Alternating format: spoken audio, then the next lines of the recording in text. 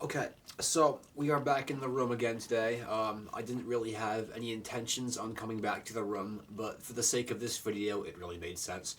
Because for this topic today, I didn't really think it made a lot of sense to do this in my car, and you'll understand why in a second. Because today, I'm bringing out my cologne collection. Well, most of it. There's some I'm not going to talk about in this video because they don't really have any use to be talked about. And to get those out of the way, they are Versace Eros, simply because I don't have barely anything left of a bottle. It's like a tiny corner, so there's literally no point of talking about it really. I also have Gucci Guilty, I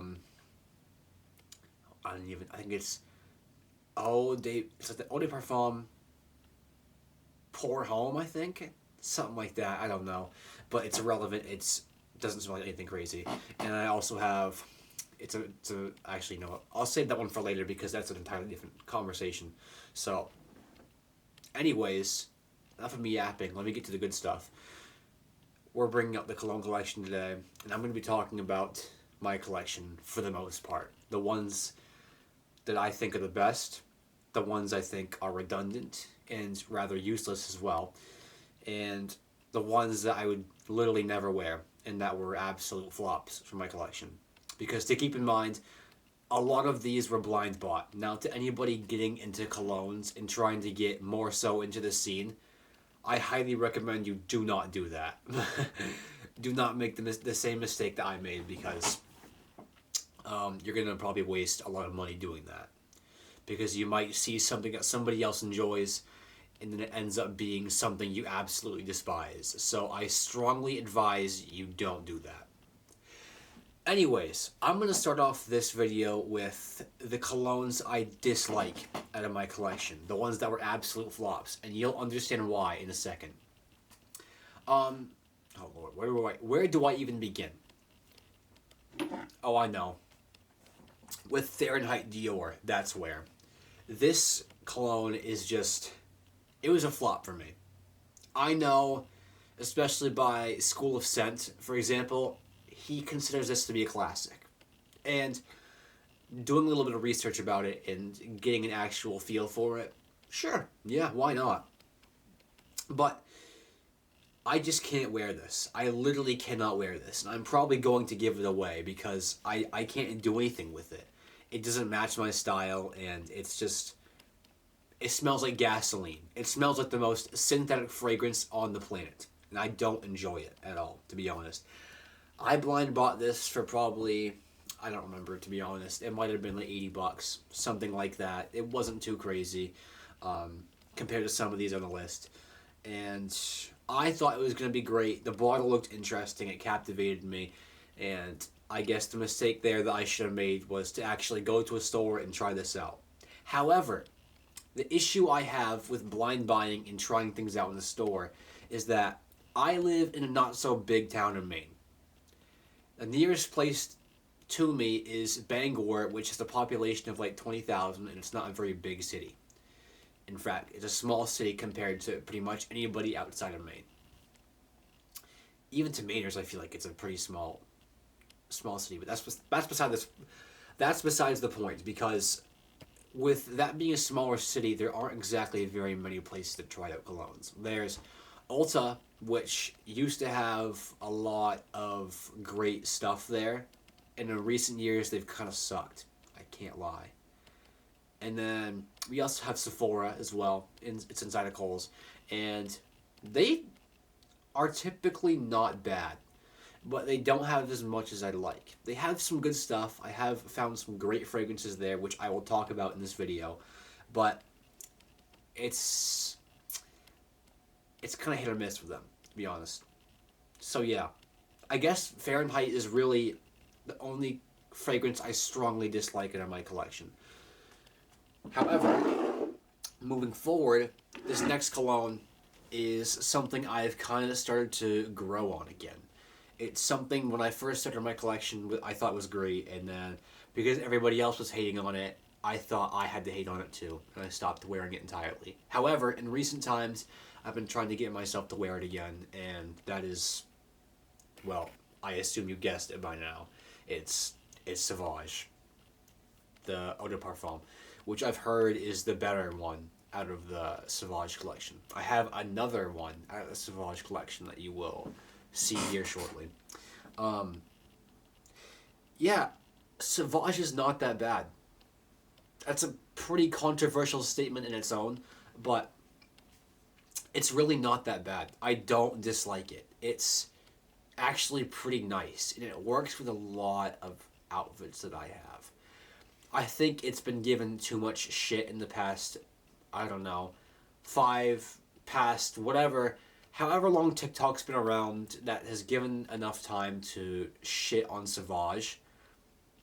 I think it's way underrated. It's very, very underrated, actually. I'm gonna say it. Dior knew what they were doing with this, okay? Like, it wouldn't be popular if it wasn't good. So, I mean, yeah, that's all I really have to say about this, is that I'm starting to like it again, for good reason. This next cologne I've also starting to get back into again, and that's Dolce & Gabbana Light Blue. I actually really like this. I don't know why I stopped wearing it. I think it mostly has to do with the fact that I got stuff that just worked better for more occasions, and worked better for the summer especially, which I'll get to shortly. But anyways, Light Blue is really not that bad. Dolce & Gabbana made a hit with this. I mean, it just has like, it's very like coffee essence in there almost. That's what I get from it. It's very aquatic as well. It's like an aquatic coffee scent is the best way I can describe it. And it just smells very summer-like, and I really enjoy it, to be honest. I sprayed it on myself a couple weeks ago for the first time in a very long time, and I was actually very pleasantly surprised to how well this holds up. Because I was trying to rank my cologne collection in my head, and I had to respray a lot of these because I couldn't remember like what they smelled like and whatnot. And I gave this one a respray, and I really, really enjoyed it. It was pleasantly surprising to me. And I'm very happy I tried it out again, and it is something I'm trying to wear more. Especially with the warmer season coming as well. I'm going to try to wear it more this summer. It might be more considered a youthful fragrance, but I really like it. And I'm going to wear it more. So, that's that with that. This next one is my other Sauvage and the last Dior fragrance I will be talking about in this video. And you might have an idea on what it is, but it is actually Sauvage Elixir. I like it. I do. I really do. It's just too mature. It's too hard to wear. It's one of those fragrances that I can't figure out how to style it, and it's not something I wear very often. Typically when I wear this, I have like a grayer outfit on, something darker, but not black either, because it doesn't quite fit the black outfit, unless you don't have a black fragrance. And I don't know, I feel like I have to be like 15 years older to wear this. This is very hard to style. And it's something I probably have gotten 5 to 10 uses out of max, because I just can't find an occasion where I wear this a lot. It was more of a fall fragrance for sure. It was something that I feel like worked very well in the fall at certain times, like on cloudier, grayer days, you know. This would be a great fragrance to wear. But it's really strong too. That's another big thing, which makes it hard to wear, because I feel like I'm going to fumigate a room whenever I put this on and go into public. It feels like it's going to just be too overpowering for not only me, but for everybody around me, and it's probably not pleasant for a lot of people as well. It's too masculine, I feel like, and it's not sweet enough. I don't know how to describe it really. I don't know anything about notes or anything like that. I'm just going off of my personal like opinions on my fragrances. So yeah, too strong, a bit too masculine. Not that that's a bad thing. It's just like, it's just hard to pull off really. So that's that. This next fragrance, you could argue, is a very similar situation, but it's one I find myself having an easier time to wear. It is actually one of my um, more frequently used fragrances, and that's Tom Ford Ombre Leather. I really like this. This is one of two Tom Ford fragrances I have, which my Tom Ford collection will be growing this summer. Trust me, I will be getting many, many more Tom Ford fragrances. But this is my first one I got, and I like it a lot. I really do. It's very masculine. It's very unique compared to anything else I've worn before. And I really enjoy it personally. It's not terribly hard to wear compared to Sauvage. Surprisingly, when you first spray it, you're like, okay, this is interesting. And you might think to yourself that it's hard to wear. But surprisingly, it's not. And I like this a lot. It was one of my most frequently worn fragrances in the fall. So, Ombre Leather's a hit. I like it. This next fragrance also falls into that similar category of, I was kind of like, I don't know if I like this. But the more I wore it, I was like, damn, this shit is fire. That's this guy right here. Azzaro, the Most Wanted EDP. I think this is the Intense or something like that. Pretty sure. I love this. I really do. I wore it today, actually, because it's just great. It's, it's not fall anymore, and you can make a case that this isn't exactly easy to wear in seasons like this, and which to you'd be right. However, I feel like colognes like this work for a lot of things that I wear. I wear a lot of brown clothing, like darker clothing, a lot of the times. Not black, but darker. And I really, really enjoy this. And I think this is probably the most worn fragrance out of my collection, surprisingly. And when I first bought it, I didn't think it was going to be. It was just something I had to get used to. I blind bought it. Yeah, I got this at Sephora, the one near me. I got it for pickup. I didn't go into the store to smell it or anything like that. I just took the word of some YouTubers. I'm going to be honest. I'm glad I did, because I really enjoy this. Some probably think of this as a party fragrance, like something you use or wear to go out with. No, dude, I wear it around all the time. It's great. I love it. I'm getting another bottle of this stuff when it runs out. And it'll probably run out soon because I wear this a lot. So, it's a great fragrance. This next fragrance is kind of the opposite. It's, again, falls into that fall category and was something I, again, stupidly took the word of off some YouTubers and was like, fuck it, I'll buy it. That's Killing Angel Share. Yeah, I don't know why I bought this, to be honest. Okay. That sounds harsh, and it is, but I like it. I don't love it. I just like it. This is not something I would buy again. It smells very expensive. It smells rich. My problem with it is that it's ridiculously strong. And I mean way too strong. It is something you can also really only wear in late summer and into fall. Because you can make it work in the winter, but it's harder. It's pretty easy to wear in the fall, in late summer. After that, it's like, what purpose does this have other than to collect dust on my shelf? It smells like money for sure. Like, you smell edible, like a pumpkin pie, cinnamon, very cinnamony, but it's just hard to wear, way too strong. My first time wearing this out, I almost threw up because I sprayed it too many times close to my neck. I think I sprayed it 3 times on my neck and went out with some friends, and I felt nauseous the entire time. It is just too strong for me. I like the way it smells. Again, I really do. It's just way too intense for me. So I can't do this again. Once I run out of this bottle, if I even finish it, I'm not buying it again. $275, not worth it in my opinion. It's kind of a hot topic, but yeah. Now I'm going to get into a category called the replicas. The Maison Margiela replicas.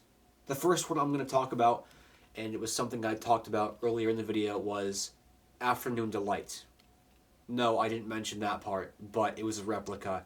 It was Afternoon Delight. And it was the third fragrance I didn't bring out because I felt like it had no purpose to bring out, to be quite honest. It's one of Maison Margiela's newer fragrances, and I thought it kind of sucked, to be honest. It just... Okay, sucked is a strong word. I thought it was meh. It's not something I wear frequently. In fact, I've probably worn it half a dozen times. So probably 3 to 4 times max. I never wear it, and funny enough, actually, it smells like one of my mom's perfumes, bro. And that smells like something straight out of like a nursing home, like an older person would wear. Like an old lady smell is the best way I can describe it. So like plain and just, I don't know, not great. So I didn't bring it out for that reason. But these next 3 that I have are worth talking about in my opinion. And the first one I'm going to talk about is the most popular, I feel like, out of the Jazz... I just spoiled it for you guys. It's Jazz Club. It's, I believe, to be the most popular out of the replica line. Yes, this is a small bottle. All of my stuff, all my collection is small bottles because I am a sloth like cologne. I have no purpose of getting a big bottle because I will have them forever if I were to get big bottles. I would literally never run out and they'd all expire. So there's no point in doing that, you know. So I got smalls. Jazz Club I like. It's one of my more frequently worn fragrances for sure. And I feel like it's something that can be worn year round. Pretty easily actually. If you get a nice sunny day out, you know, like it's beautiful weather outside, you can put something chill on, you know, cozy little fit. Throw some of this on because it smells pretty sexy. I can't lie. I do like it. You might smell like some other dudes around you, especially if you're in college. I have smelled this on other guys before, and that kind of sucked. Kind of hurt my ego a bit. I thought I was special, but then I was like, you know, Jazz Club is pretty popular, so it's not the case. But that's Jazz Club for you. It's very good. I recommend it. This next one, I think, is underrated and not talked about enough. And some of you could argue that this is a women's fragrance, and it, I guess, kind of is. But I like it, and it's something I feel like I can wear a decent amount, and that's Under the Stars. It's another newer fragrance by Maison Margiela. I like it a lot, honestly. I will probably get a big bottle of this at some point. That is assuming I finish this one first. But, no, I like this. I really do. I got a sample of it when I bought, one of my lotions that I got from Replica. I think I got it when I got the Sailing Day lotion. I got a sample of Under the Stars. And I like it a lot. I really like it. I liked it then, and I was like, I need a full bottle of this. And it was worth it, honestly. I enjoy this a ton. It feels like a more summer fragrance, though. This is something that you gotta wear more in the summer and early fall. It's harder to wear in the winter. It can probably be worn well in late spring too, in majority of spring together, but it's not something that goes well in the colder seasons. It's definitely more for the warmer weather. So that's Under the Stars for you. My last replica that I have, you might already know what it is. It's By the Fireplace. I think By the Fireplace is better than Jazz Club. My personal opinion. You may think otherwise, and that is perfectly okay. That's your opinion. No judgment. So, I got this one first. And I was in love with it right away. I have a lot of memories with this fragrance. I can associate a lot of things in my life with this fragrance. And it is primarily my date night fragrance because it's warm, it's, you know, campfirey, marshmallowy, very summery, especially. This is a warm weather fragrance, in my opinion. I associate it with the summertime. I bet there's a lot of you that probably associate it with the colder seasons, which I totally get, but for me, this is a summertime fragrance primarily. And it's great. Honestly, this is probably in my top 5 fragrances of all time. It is something I will buy again. I love By the Fireplace a lot. It is, without a doubt, my favorite out of the replica line. So, yeah. Honorable mention, Autumn Vibes is great. I got a sample of it. We'll get a full bottle soon and talk about that more. But we don't have time for that. So I've got, technically speaking, 4 more to go. These 4 are great. But one of them is really great, which I'll get to last. But this next one is probably, in my opinion, the best summertime fragrance that I own. And probably is one of the best ones yet. Another one of those that you could put in the same category is like Sauvage Dior, you know, overhyped, you know, people play into it too much, think that's better than it actually is, but I disagree. That's Bleu de Chanel Eau de Parfum. I love Bleu de Chanel. This is a warm weather fragrance solely. Unless you get a crystal clear day in the winter or something like that, and you can pull it off then. Otherwise, like, in my opinion, Bleu de Chanel is just, it's beautiful. It is. It's a lovely fragrance. I think I've worn it in the winter sometimes. When I got into fragrances earlier on, I definitely wore this in the winter. Mostly because I didn't know what I was doing, but I'm glad I did because I love this fragrance. It's great. It's a great summertime fragrance. Would I put it in my top 5? Debatable, probably not. Probably more like a top 10 kind of deal, but it's still great nonetheless. This is something that is sexy. Probably citrusy too. Again, I'm guessing the notes because I don't know a damn thing about notes here. But yeah, this is great. I love it. We've got 3 to go. I'm going to talk about this next one because it's not really a full bottle. It's a vial. I got it with a lotion. And it's a small vial of Oud Satin Mood by MFK. I think it's said, pronounced as Mason Francis Curtijon. Something like that. I don't know. But this is fantastic. I would get a full bottle of this. 100%. This could be in my top 3 fragrances of all time. This could just be. It's a possibility. It's great. It has like a bubblegum-esque to it. Like, it smells very edible, in my opinion. I've heard some people say it smells like baby wipes, which is sad because I like this fragrance a lot, and it is something I wear on special occasions. This is definitely a special occasion kind of fragrance. Luckily, though, to get me by until I buy a full bottle of the cologne, I have the lotion in my bathroom. So, that'll get me through. We've got 2 to go now. This next one is my number 2 favorite fragrance of all time. I love it. It's fantastic. There's not much that needs to be said about it. Without further introduction, Prada Black. I love this fragrance. It is, in my opinion, one of the few fragrances that I own that is a 10 out of 10. One of the few fragrances that I've smelled that is a 10 out of 10. This just is, it's great. This is the perfect outfit. This is the perfect cologne to wear with a black outfit. I always pick this first whenever I put anything black on because it just complements it so well. It works well with anything black that you have to wear. It's just great. It really is. This is a fragrance that you must wear with a black suit. If you don't, you're literally going to jail. It's a war crime. Get out of here. I'm going to come to your house and arrest you myself if you don't put this on with a black suit. Because, yeah, it's just the law. It's my laws. So, deal with it. Prada Black. It's beautiful. I once got told by a girl that I smelled like a cookie wearing this. Like an Oreo almost. I was like, okay, interesting. But fair enough. Because it kind of has that esque to it. So yeah, fair enough. That's Prada Black. This last fragrance is the most perfect fragrance in my collection. You know, they say things in life aren't perfect. Nobody's perfect. Nothing is perfect. However, Tom Ford Oud Wood is. Tom Ford Oud Wood is the best fragrance in my collection without a doubt. I love this shit.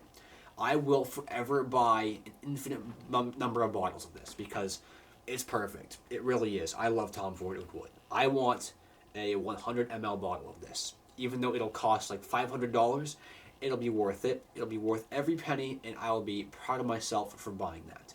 Even though I haven't even gotten close to getting through a quarter of this yet, like I want a 100 ml bottle anyways because it would be a great investment, and I'd smell great forever. So this to me is timeless. It is something I will never get tired of. This is a special occasion fragrance for me because it is something I'm scared to run out of, because mostly because it's expensive, but also because I want to smell like this as much as I can. I don't want to run it into the ground. I have been complimented with this so many times. So many times. And that doesn't even really matter to me, honestly. I just love the way it smells. I get sad when the longevity of this runs out on my skin. It usually lasts me about probably 8 hours for me, personally. Some it might go longer, some it might go less. But to me, this is perfect. I love it. That's Tom Ford Oud Wood. 10 out of 10. Flawless fragrance for you. Yeah, that's it, really. I've got more that I could talk about, but I'm not going to hold you guys up any longer talking about fragrances because I've gone on long enough. I've yapped quite a lot about my fragrances. And yeah, I will make reviews in the future about more that I get. So yeah, so I can actually have some more topics to give you guys, and take this channel into a different direction as well to give you guys more. So yeah, that's all for today. Stay blessed.